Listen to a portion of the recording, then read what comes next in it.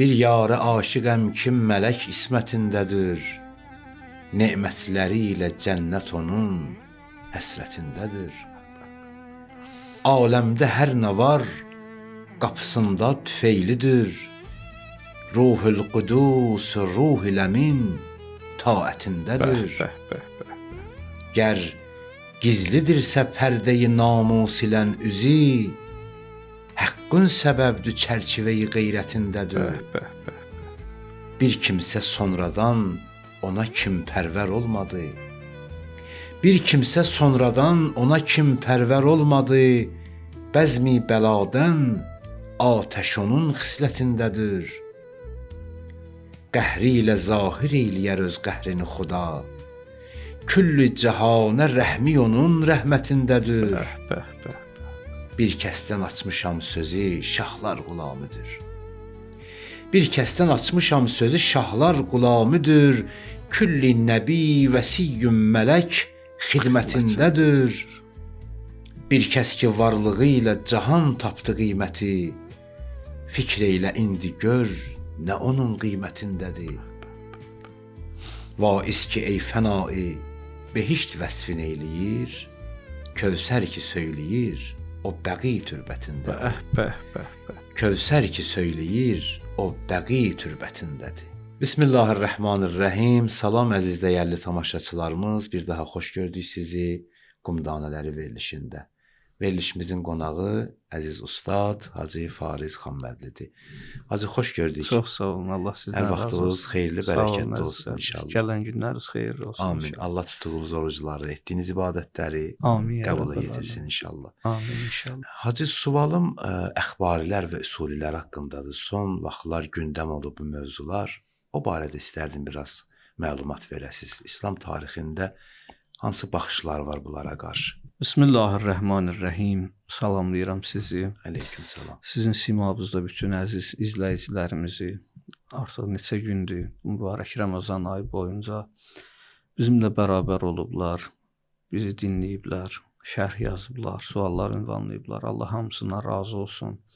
Allah bütün dünyanın hər yerində oruç tutanların taatını, ibadətini qəbul eləsin inşallah. Çətinlikdə olanların işinə fərəc versin inşallah. Amin. Yenə adətən ənəmizə sadiq qalaraq çox gözəl xanım Zəhra sallallahu əleyha barəsində o hədis əsasında qurulmuş qəzəli oxudunuz. Allah sizdən razı olsun. Həqiqətən bir mənbədir, bir aləmdir. O insanların düşündüklərin, danışdıqların şairlər gözəl surətdə nəzmə çəkirlər. Şairlər zaten bizim təfəkkürümüzdür, amma şair onu incə fikirlə səsləndirir və incə məna ifadə eləyir. Allah sizdən razı olsun, Allah sizi qorusun inşallah. Təşəkkür edirəm. Həqiqətən Cəbrəil Əmin ona enirdi, ona təskinlik verirdi, onları vurğulamısınız. Mələklər onun ismətin, iffətinin, həsrətini çəkirdilər. Və həqiqətən də o insanların araşdırdığı Kövsər, hələ onun məhəbbətidir, onun bəqisidir, bəqidəki türbətidir, onun gizli məzarıdır. Hər nəyə, bütün xanım Zəhra sallallahu əleyhaya aid olan məsələlərin, ciddi məsələlərin çoxuna işarə eləmişsiniz qəzəlinizdə. Allah sizdən razı olsun.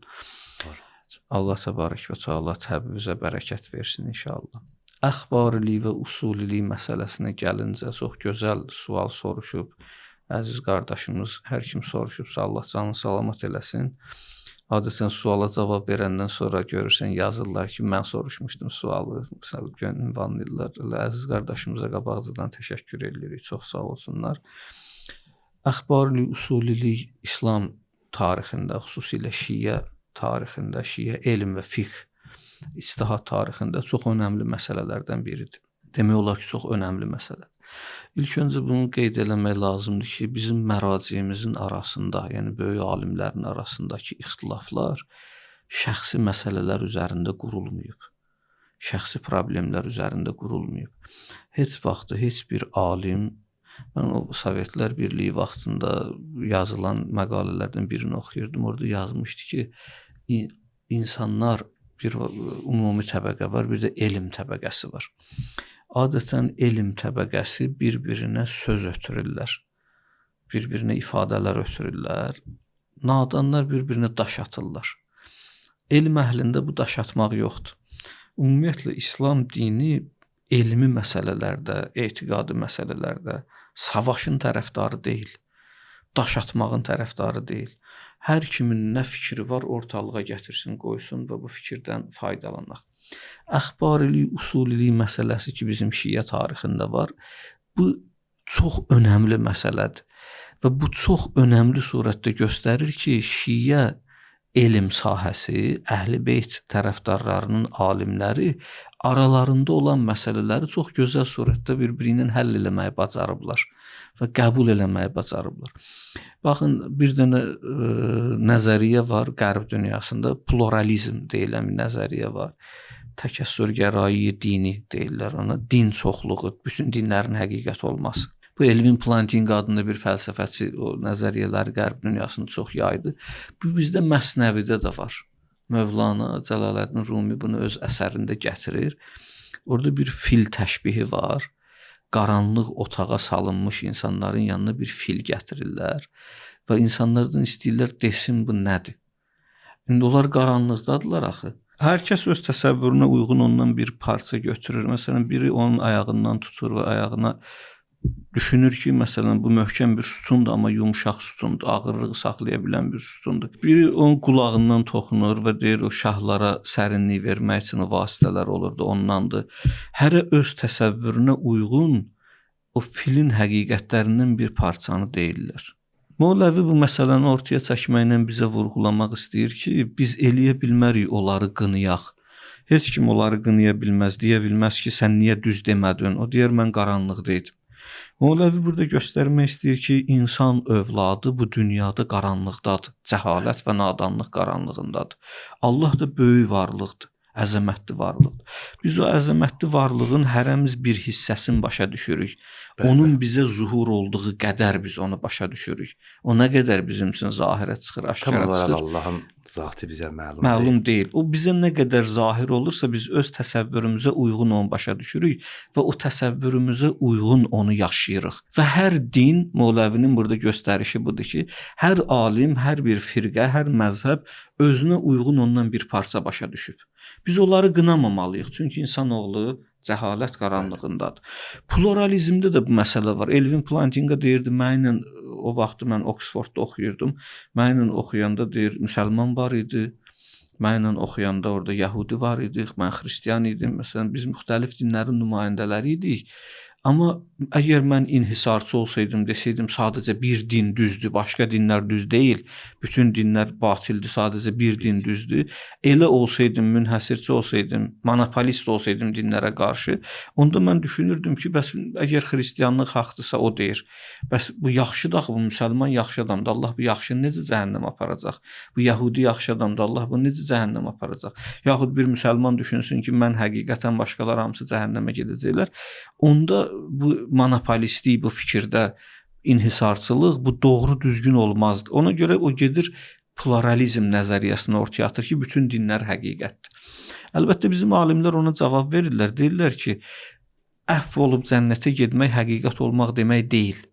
Məsələn, biz bugün deyirik, İslam dini sonuncu dindir, ən kamil din İslam dinidir. İslamdan qabaq gələn bütün dinlərin heç biri İslam gəldikdən sonra heç biri qəbul deyil. Hətta Peyğəmbər ki, Nəcaşiyə sallallahu əleyhi və səlləm, Nəcaşi Etiopiyanın kralına, müsəlmanlar oraya hicrət edəndə məktub yazmışdı. Yazmışdı necə ki, xristianlıq gəldi, yəhudilərə vacib oldu, xristianlara tabe olsunlar. İndi də İslam dini gəlib son din olaraq bütün dinlərə vacibdir ki, onlar İslamdan təbəiyyət eləsinlər, İslamın ardınca getsinlər. Bunlar ideoloji baxımdandır. Amma rəftar baxımından İslam deyir ki, dəvət eləməlisən, amma bütün dinlərə hörmətlə yanaşmalısan. Bütün insanlara hörmətlə yanaşmalısan. Və ola bilər o dinlərdən də kimlərsə cənnətə getsinlər, bağışlanıb cənnətə getsinlər. Onların, məsələn, o Plantinqa özünə bu sualı verir. Deyir ki, necə olar, əgər bir din haqdırsa, başqa dinin yaxşı adamları necə olacaq? Onlar cəhənnəmə gedəcəklər. Ona görə o bu fikrə düşür ki, bütün dinlər həqiqətdir. Bizim alimlər cavab verir, xeyr, elə deyil. onlar cəhənnəmə gedəcəklər deyil. Ola bilər o dinin yaxşı adamı cənnətə getsin. Amma onun cənnətə getməsi haqq olması demək deyil. Onun cənnətə getməsi əfv olub bağışlanıb cənnətə getməkdir. Haqq bir dənədir, amma cənnətə çox adamlar gedə bilərlər. Misal vururam adətən mən bunu, həm dinlər arası, həm məzhəblər arası mən bu misalı vururam. Deyirəm atanın 2 dənə oğlu var. Ata oğlanlarına deyir gedin hər əvəz mənə 1 kilo ət alın. Biri gedir bazardan qoyun əti alır, biri mal əti alır. Bunlar qayıdıb gələndən sonra ata bu qoyun əti alandan soruşur, niyə mənim üçün qoyun əti aldın? Deyir ata mən orada soruşdum, dedim ən baha, ən yaxşı ət hansı ətdir? Dedilər quzu əti ən bahalı ətdən yaxşı ətdir. Mən də atam məndən istəmişdi deyə ən bahalısını aldım o üçün. Bu heyvan əti, mal əti alandan soruşur oğlundan. Ata deyir sən niyə belə elədin? Deyir ata mən bilirdim sizin təzyiqiniz var. Siz qoyun əti yemirsiniz. Siz ət deyəndə məqsədiniz mal ətidir. Deyir çox sağ ol. Sən mənim məqsədimi düz başa düşmüsən. O birisinə də deyir çox sağ ol. Sən mənim məqsədim üçün çox çalışmısan və ən yaxşısını eləməyə çalışmısan. Bütün məzhəblərin misalı Allah təbarək və təala ilə belədir. Bunların içində bir dənə həqiqət var. Həqiqət bir dənədir. Firqə-i naciyə bir dənədir. Nicat tapan firqə bir dənədir. Amma bunu ilə yanaşı heç kimin əməllərini batil demək olmaz. Heç kimi qınamaq olmaz. Heç kimi görməzdən gəlmək olmaz. Heç kimi təhqir eləmək, aşağılamaq olmaz. Hamısı çalışırlar Allaha xatir ibadət eləsinlər. Hamısının əməllərini Allah təbarək və təala qəbul eləyəcək inşallah. Niyə? Çünki onlar zəhmət çəkiblər. Əlbəttə bir yerdə haqq birinə açılıb durub haqla mübarizə aparır. Əlbəttə ki Allah onu bağışlamaz. Haqqı bilmirsənsə haqqı əməl eləmək lazımdır. Amma bəzi adamlar fikri cəhətdən zorluqdadırlar. Onlara həqiqət gəlib çatmayıb, yaxud o öz bildiyin haqq bilib heç vaxtı həqiqət uğrunda mübarizəyə qalxmayıb, öyrənməyə çalışmayıb. Bunlar bir fikirlərdir. Yəni istəyirəm deyəm bu bizdə də olub. Gərək məsələn bizdə deyir ki, imanın yuxarı səviyyəsində olan, aşağı səviyyəsində olanı qınamasın. 9-cu mərtəbədə imanda olan, 1-ci mərtəbə imanda olanı qınamamalıdır, təhqir eləməməlidir. Allah o ki var, yenə də Məsnəvidə deyir, Musa əla nəbiyyinə və aleyhissalam gedirdi Allahla görüşünə. Gördü bir dənə çoban deyir ki, la hardasan? Gəl sənə çarıq tikəcəm. Qoyunlarımın yunundan, dərisindən, gəl sənin üçün pendir hazırlayacam, qoyun pendirindən verəcəm sənə yeməyə, süd var filan. Musa ona deyir, sən niyə inirsən deyir. Allah cisim deyil, maddi deyil, Allah yemir, içmir, Allah həy iləm yəzəldir filan bu sözlər deyir. Çoban başa düşmür, yenə deyir. Deyir, bir də desin, əgər dindən çıxarsan, kafir olarsan. Çoban narahat olur, ağlaya-ağlaya üz qoyur səhraya. Deyir, vəhyamət, suyu Musa əz xuda, bəndə imarazəma kərdi cüda. Sən bizim bəndəmizi bizdən ayırdın Allahın. Ta bərayi vəslikərdən amədi, ney bərayi fəslikərdən amədi. Sən bəndələri bizə birləşdirməyə gəlmirsən, bizdən ayırmaq üçün gəlməmsən ki. Ma burun ra nəngərim o qal ra, ma derun ra bengərim o hal ra. Dedim Musa, biz danışığa baxmırıq ki. Zahiri danışıq, biz hala baxırıq, insanların daxilinə baxırıq. Biz səni göndərmişdik bəndəmizi bizə qovuşdurasan. Sən bəndəmizi bizdən uzaqlaşdırdın. Yəni Allah təbarək və təala peyğəmbərlərin dili ilə bizə öyrədir. Deyir ki, insanlarla rəftarda biraz ondan çox bildiniz, biraz ondan artıqsınız, mənəviyyatınız çoxdur, aşağılamayın onu. Məsələn deyir, birin görəndə deməyi namaz qılırsan, oruç tutursan filan, onu denən ki, acsan, yeməyə yemisən nəsə, qidalanmısan, yatmağa yerin var. İstəyir insanların ehtiyaclarından sonra mənim yanımda bir nəfər dost var idi, bir zaman Mənbərə gedirdim, Mühərrəm ayı idi, bir şəhərdə idim, 4-5 dənə məscid var idi. Tez-tez buradan çıxırdım o məscidə gedirdim danışmağa bu məsciddən. Orada böyük bir şəhərlərin birində idi. Bu da məni özü gəzdirirdi bu qardaş. Bir dəfə mənə dedi, çox möhtəşəm danışdınız, xutbə çox möhtəşəm idi. Fikrimi toparlaya bilmirəm. Fikrimi toparlaya bilmirdim, dinləyə bilmirəm, siz haqqınızı halal eləyin. Dedim, nə olub? Dedi, anam əməliyyatı olub. Bir böyrəyindən əməliyyat olub, o birisi böyrəyindən də əməliyyat olmalıdır. Mən pul düzəldə bilmirəm. Neçə gündür o fikirdəyəm və gecikirəm, əməliyyatda gecikdirirəm filan. O mənə danışdığı mən ona dedim, narahat olma da, başa düşdüm səni. Yəni buna özün qınıyırdı, danlayırdı ki, məsələn, hacın yanında fikrimi toparlayıb dinləyə bilmirəm o yüzden. Dedim, bu təbii haldır da. Yəni sənin birinci o zehnini məşğul eləyən məsələnin həll olmalıdır. Ondan sonra, yəni sən birinin acdır, onu doyuzdurmalısan ki, o sənə qulaq assın, dinləsin səni. Sən istəyirsən ac qarnına ona irfandan danışasan, misal, mərifətdən danışasan. Onun fikri qalıb ki, mənim evdə uşağım acdır məsələn. Bir çalışmaq lazımdır, insanların bacardığı qədər insanlara yardım eləmək lazımdır. Problemlərini həll eləmək ən önəmli məsələdir. Ən önəmli məsələdir. Xüsusilə Ramazan ayında bölüşməyi bacarmaq lazımdır. Bu ayda nə qədər insan bacarırsa yardım eləməlidir, köməklik eləməlidir, ta ki onlar fikir asudəliyi yaransın, ondan sonra onun əlindən tutub Allaha tərəf yönəltmək lazımdır. Bunlar çox önəmli məsələlərdir. Demək istəyirəm ki, bu dini bizim dinimizin bizə öyrətdiyi budur ki, hamısını sev insanları, ya onlar sənin din qardaşındır, müsəlmandırsa, dində qardaşındır, ya da yaradılışda Adəm övladıdır, sənin qardaşındır. İslamın bütün dinlərə fikri budur. İslam zaten Moğləvi orada deyir, görsən, bütün dinlərə hörmət eləyin deyir. O fil təşbihi misalı nəyə görədir? İstəyir bildirsin ki, insanlar qaranlıqdadır, cəhalət qaranlığındadır. Təhqir eləmə, qınama, deməsən filan dindənsən, sən filan məzhəbdənsən. Təkvirçi ruhiyyəsində olma. İnsanları sev. Sev insanları. Sev, ondan sonra baxacaqsın. Hətta Allah'a qəbul eləyənlər özü. Mən bir dəfə özüm sosioloji baxımdan araşdırmışdım. Bunu Allah'ı qəbul eləyənlər neçə hissəyə bölünürlər.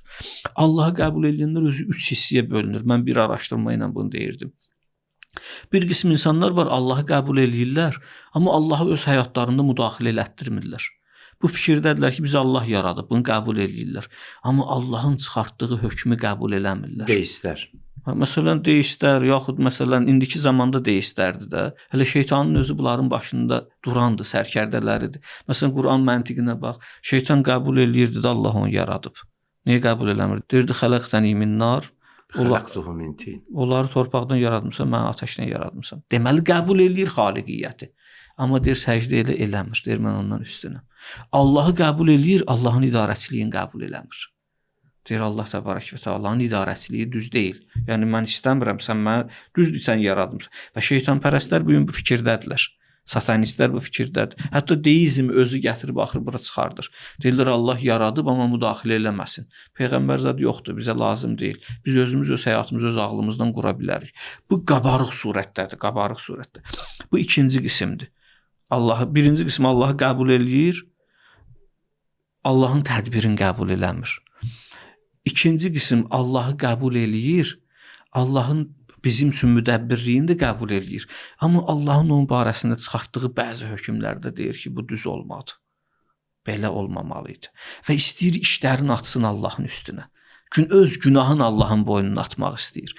Məsələn, görsən bir nəfər adam gəlib bunun qızına elçiliyə, bu da razılaşıb verib, bir nəndə molluya deyə bir istixarə eləyərsən, bir ruhani də bir istixarə eləyər. Yapışıb ruhani, sən istixarə elədin, mən verdim, indi mənim qızımı boşadılar, sən düz eləmədin.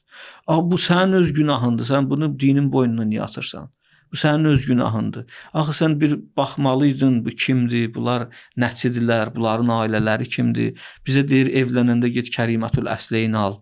Bizə İslam yol göstərib, deyir, atası, anası təmiz olanı ged al, düz olanı ged al. Qızığı verəndə Kərimətul Əsleynə ver, ata tərəfi də cins olsun, ana tərəfi də cins olsun. Sən götürmüsən bir dənə laubali, bir dənə adama qızığı vermişsən, indi qız boşanıb Allah'ı qınıyırsan. Deyirsən, Allah elədi, məsələn, əstəğfurullah, əzbillah. Molla belə dedi, ruhani belə dedi, alim belə dedi. O, sən özünü qına.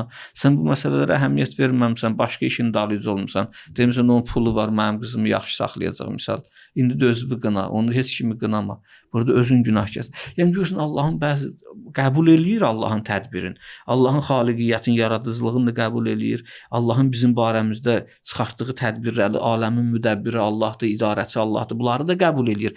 Amma bəzi məsələlər ki var, ona sərf eləmir. O məsələlərlə qarşılaşanda deyir, Allah bu mənim barəmdə düz eləmədi.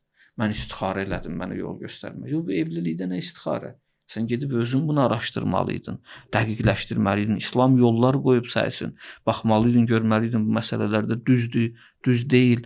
O deyir, bu kətlərin birində olub, ağsaqqallardan birində eşitmişdim birindən. Deyir, biri ot biçirlər kətdə çöldə, köşəndən otu biçirlər, pres paska bağlatdırıblar, pres bağlatdırıb gətiriblər, taya qoyurlar adətən, ya töylərin banına vururlar filan. Bu gətirir, evi 2 mərtəbə imiş, birinci mərtəbəsi açıq imiş, yığır evin altına birinci mərtəbə. Yayda ki ot yığılır, gətirib yığır birinci mərtəbə evin altına. Sonra bir zaman keçir, bir müddətdən sonra kəndin qabağından qaça-qaça gedirlər, arxasındaymış bunların evi. Deyirlər, bir ağsaqqal da gedirmiş, deyir, hara qaçırsınız? Deyirlər, filan kəsin evi yanır. Ağsaqqal təəccüblənmir, deyir, yanır, evi yanır. Deyir, onun evi yaydan yanır. Deyirlər, necə yanır, yaydan yanır? Deyir, o yayda ki, o otu gətirdi, yığdı evinin altına. Evinin altına ot yığmazlar ki. Otu yığdı evinin altına, orada o bilməli idi ki, bu ev yana bilər. Yəni diqqətini çəkməli idi, ehtiyatını bağlamalı idi.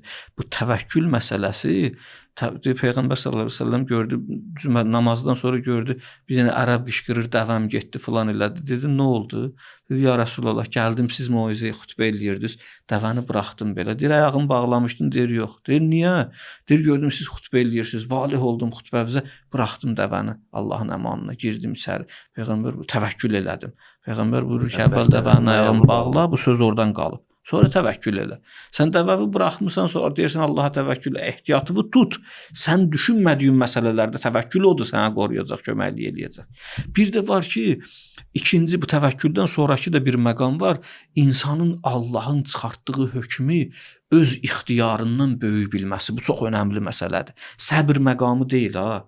Bu səbr məqamından o tərəfdəki məqamdır. Böyük məqamdır. Daha artıq məqamdır. Səbr məqamı budur ki, Allah insanın başına bir hadisə gətirir, insan onu dözür məsələn. Ondan o tərəfdə bir məqam var. İnsan özü deyir ki, sən bilən yaxşıdır. Qabaqcadan deyir, ilahi, məsələn İmam Sadiq Əleyhisselam buyurur ki, ilahi sənin ixtiyarın mənim barəmdə mənim ixtiyarımdan daha yaxşıdır. İlahi sən elə Rəbbsən. İlahi əntə kəma uhib, fəcəlni kəma tuhib. Dua edir. İlahi sən elə Allahsan ki, mənə Allah seçimi icazəsi versəydilər, mən səndən yaxşısını seçə bilməzdim. Sən ona layiqsən. İlahi məni də elə, sən ki o yaxşı bəndə seçirsən, mən o seçimə layiq olum. Məni də elə qərar ver. Artıq insan bunu başa düşür ki, Allahdan gözəl Rəbb ola bilməz. Allahdan gözəl Xaliq ola bilməz. Və ondan sonra Allah təbarək və təalanın seçimlərini insan qəbul eləyir. Və ondan sonra Allah bəndələrinə Allaha xatir yaxşılıqla davranır. Allaha xatir dözür onlara, xoş rəftar eləyir. Bu da bir növ Allahın bizə qarşı elədiyi ixtiyardır. Bu da üçüncü qism insanlardır artıq Allahla irtibatda, Allahın tədbirini qəbul edən, həyatımızda Allahın müdaxiləsini qəbul edən. Amma qayıdıram mən öz məsələmizə, burada sualımıza qayıdıram. Bu geniş bir müqəddimə ilə istədim müdaxilə edən bura. Əxbarilər və usulilər. Bunlar Şiə məzhəbinin içində olan bir fiqhi cərəyandır. 2 dənə fiqhi cərəyan var. Bunlar İslamın 12-ci əsrində olublar. Hicri qəmərinin 12-ci əsrində şiddətlənən vaxtıdır və bizim də 18-ci əsr falan olur məsələn. 2-3 əsr bundan qabaq əxbariliyin və usuliliyin şiddətləndiyi vaxtı. Niyə usulilik o vaxtı başladı meydana çıxmağa və öz fikrini ortaya qoymağa? Əxbarilər deyirdilər ki, bizə Peyğəmbər, Quran və hədis, bizə ağıl filan bu məsələlərə ehtiyac yoxdur. Usuli qanunlar ki var, bu geniş mövzudur. Onlara ehtiyac yoxdur filan, icazə vermirdilər. Və bir mövqe, sərt mövqedə dayanmışdılar usuliliyə qarşı. İcazə vermirdilər ki, usulilər qabağa gəlsinlər. Deməli, zamanın 2 dənə böyük alimi var. Mən zaman-zaman bunu misal vururam. Dostlara deyirəm ki, 2 dənə ruhaninin arasında ixtilaf ancaq belə ola bilər. Məsələn, bizim əziz ruhani qardaşlarımız var. Böyük ruhanilərdir, alimlərdir. Ola bilər bizim onlarla fikir ayrılığımız olsun. Və hətta bəzən onların fikrinin yanlışlığını ortaya qoyaq. Ya onlar bizim fikir ayrılığı olsun, fikir yanlışlığımızı ortaya qoysunlar, desinlər, Hacının bu fikri düz deyil. Və bu kəskinləşə də bilər. Bu məsələ kəskinləşə bilər. Bu kəskinləşmə bu anlam daşımaz ki, biz şəxsi istəklərimizə görə kiminəsə müxalifik. Şəxsi istəklərimizə görə. Məsələn, mən dururam, deyirəm ki, filan ruhaniyə deyirəm, sən bu fikrin düz deyil. Əvvəl onun özünə deyirəm, bu fikirdən yayın. Görürəm, yayınmır. Sonra onun tərəfdarlarına deyirəm. O yayınmırsa, mənim vəzifəm də onun tərəfdarlarına deyirəm ki, o fikir düz deyil. O batil fikri yayır. Və onun vəzifəsidir mənim batil fikrimi desin. Hətta bu məsələ qızışa bilər, ortalıq qarışa bilər. Sən düz demədin, sən düz dedin. Amma ilahi məqsədlə, şəxsi mənfəətlərlə deyil, şəxsi istəklərlə deyil. Çox heyf, çox təəssüf olsun. Bəzən həsədi, paxıllığı bura qatmaqla deyil. Bu ilahi məqsədlə olmalıdır. 2 dənə böyük alimdir. Biri Bəhreyndəndir, zaman 18-ci əsr, miladi tarixindən, İslamın 12-ci əsri. Əllamə Bəhrani, Bəhreyndəndir. Şeyx Bəhrani, çox böyük şəxsiyyət. Bu tərəfdən də Ayətullah Bəhbəhani. Çox böyük şəxsiyyət, Behbehandandır, çox böyük şəxsiyyət. Usulidir bu, o əxbaridir. Kərbəla-i Müəllada məskunlaşıb. Əllamə Bəhrani sahib hədaiq deyirlər ona, İslam elm tarixində ona deyirlər sahib hədaiq. Çox böyük şəxsiyyət. Əxbari alimlərdəndir. Kərbəla-i Müəllada imam cəmaətdir. Cəmaət namazı qılan imamdır və müctəhid, alim, böyük şəxsiyyət. Bu tərəfdən Ayətullah Behbehani gəlir, Vahid Behbehani, böyük şəxsiyyət. Gəlir, girir hövziyə, hövzənin içində Kərbəlada, hovuzun kənarında dayanır. Deyir, ey elm xadimləri, böyük alimlər hamısı oradadılar. Nəcəf alimləri, Kərbəla alimləri. Hovuzun kənarından bərkdən səslə hamısına müraciət eləyir. Deyir, mənim nəzəriyyələrim var. Mən fikrimi ortaya qoymaq istəyirəm. Mən aliməm. Mən bu fikirləri ortaya qoymalıyam. Mən müctəhidəm, ictihad sahibiyəm. Mənə qulaq asmaq lazımdır. Və mən istəyirəm sizdən, Əllamə Bəhranidən, sahib hədaiqdən istəyəsiz, 3 gün öz mənbərin, dərs mənbərin mənə versin. Mən istəyirəm orada öz nəzəriyyələrimi ortaya qoyam. Təsəvvür eləyin, bu gəlib kimə bu söz deyir? Sahib hədaiqə, Əllamə Bəhraniyə, böyük şəxsiyyətə. Gəlirlər buna deyirlər, bu düşünür. Bunlar bir-biri ilə yola getmirlər, ha. Təsəvvür edirsiniz. Fikir ayrılıqları var. Bir həddədir. Biri öz oğluna deyir ki, onun dalında namaz qılsın, namazın batildir.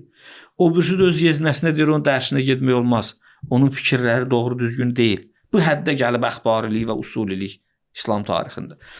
İndi bu deyir, o mənə versin mənbərim, mən danışacağam, görüm nə deyəcəm, qulaq assın. 3 gün mənbərdə mən danışaram, onun yerinə tələbələrinə dərs deyərəm. Əllamə Bəhrani razılaşır. Gəlir, özü oturur orada, bunu çıxardır mənbərə. Deyir, 3 gün dərs səndədir, de. Qulaq asır ona. Gör, nə boyda şəxsiyyətdir. Gör, özünü necə sındırır. Gör, özünü necə kiçildir. Şərait yaradır. Gör, necə şərait yaradır. Oturur, qulaq asır. Qulaq asır, bu danışır 1 gün, 2 gün, 3 gün. 3 gündən sonra deyir, danış yenə neçə gün istəyirsən. Vaxtı artırır. Bu danışır və özü deyir, fikrimi tamamladım. Bir neçə gün danışır, fikrimi tamamladım. Deyir, sinifimin, Əllamə Bəhrani deyir, dərsimə gələnlər təbii indi oraya yüzlərlə tələbə, alimlər dərsə gəlirdilər, ruhanilər. Tələbələrin 2/3 onun fikirləri ilə razılaşdı. Məsələn, 3 nəfərdirsə 2 o deyəni dedi, 300 nəfərdirsə 200 o deyənlər razılaşdılar. Mənim özümün də usuliliyə qarşı mövqeyimdə yumuşalma oldu. Əllamə Bəhrani Vahid Behbehanidən qabaq rəhmətə gedir. Oğlu açır vəsiyyətnaməsində görür, yazıb ki, cənazə namazımı o qılsın. Alimlər arasında fikir ayrılığı və fikir ayrılığının nəticəsinə baxırsan. Bax, gör, nə boyda şəxsiyyətlərdir bunlar. Elmi məsələ belə həll olmalıdır. Bugün görsən, hərə bir yerdən durub, bir dindən, bir məzhəbdən durub təhqir eləməklə İslam belə demir axı. İslam əxlaq öyrədir. İslam deyir ki, gözəlliklə, olunan suala gözəlliklə cavab vermək lazımdır. İnsanlara gözəl rəftarla Peyğəmbərə Allah təbarək və təala nə buyurdu? Lav kunta faddan qalizəl qəlb. Əgər sən qaşqabaqlı olsaydın, qəlbi qara adam olsaydın, bunlar sənin ətrafından qaçardılar. Bax gör, bu yolla bir-birinə qarşı necə təsirlər buraxırdılar. Müsbət təsirlər. Alimlər arasında ixtilaf belə olur. Heç bir alim bir-biri ilə düşmən ola bilməz. Alimdirsə bir-birinə qarşı paxıllıq çəkə bilməz. Onlar bir-birinin yolunda bir-birinin yolun səhv bilə bilərlər və yolu ilə mübarizə apara bilərlər. Özü ilə mübarizə apara bilməzlər. Bu əxbarilik, usulilikdə də məsələlər belə olur. Bir dənə də misal verəcəm. Bu yadıma düşdü, deməsəm olmaz. Allah rəhmət eləsin Molla Əhməd Nəraqini Meyrac-ı Səadə əsərin yazıb o. O Meyrac-ı Səadəni yazmışdı, Nəcəfə gedir. Həmən vaxt o böyük mərzə təqlidatlı İsfahanın dönəmidir. Deyir, gəlmişəm, gedim o ilə də görüşüm.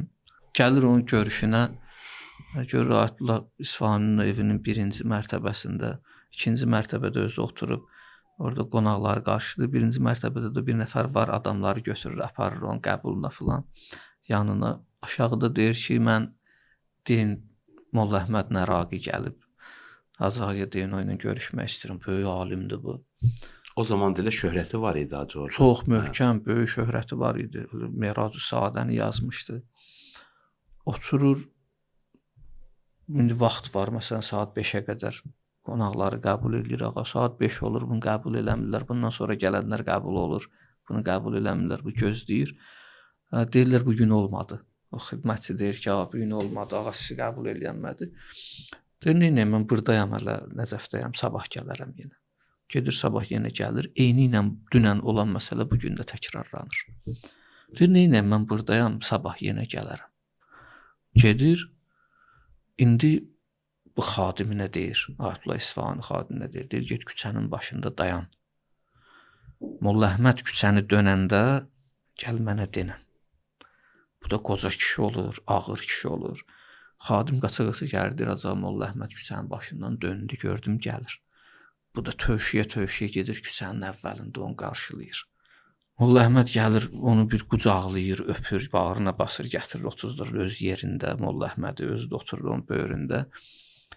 Raqibundan soruşur ki, 2 gündür mənim qapından qovurdun. Bugün niyə belə qarşıladın? Deyir, sənin Meyrac-ı Saadəvə baxırdım. Xadim girdi içəri, sevinə-sevinə. Mənə dedi ki, aca, bilirsiniz kim gəlib? Molla Əhməd Nəraqi gəlib, Meyrac-ı Saadəni yazan. Birdən ürəyimdən keçdi, dedim, hələ qoy bunu bir yoxlayım. Görüm, hələ bu yazdıqlarının sahibidir özü, ya yox. Bu ki, burada Meyrac-ı Saadədə bu əxlaqi, irfani suluklardan yazır. Görüm, hələ bu mənim bu reaksiyamı necə qarşılayacaq, mənim buna münasibətimə nə qiymət verəcək, əks-üləməli necə olacaq? Deyir, 2 gün səni yoxladım, gördüm, yox, sən bunun sahibisən, sən elə öz halatını yazmısan Meyrac-ı Saadədə, sən əli öpülməyə layiq adamsan. Bizim alimlərimiz bir-biri ilə rəftarları belə olub.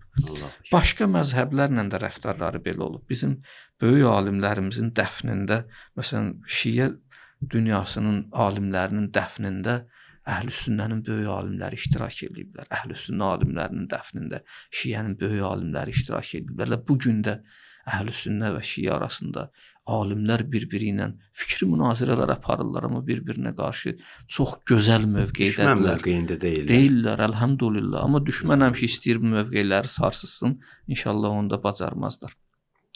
Yəni əxbarlı və usulilik məsələsi o bir dönəm bir misal verdim ki, əzizlərimiz üçün bu açıqlansın. Yenə də nəsə sual olsa gələcək verilişlərimizdə cavablandırarıq Allahın izni ilə. Allah var eləsin. Təşəkkür edirik Yazıcı. Verilişimiz də yavaş-yavaş sona yetirir. Allah sizdən razı olsun əzizlər. Çox eşitmək istəyərdik sizi. İnşallah gələn verilişlərimizdə Allah köməyiniz olsun. Tamaşaçıların verdiyi sualları olsa əgər ünvanlayarıq inşallah. Allah razı olsun. Təşəkkür edirik Hacı. Var olun.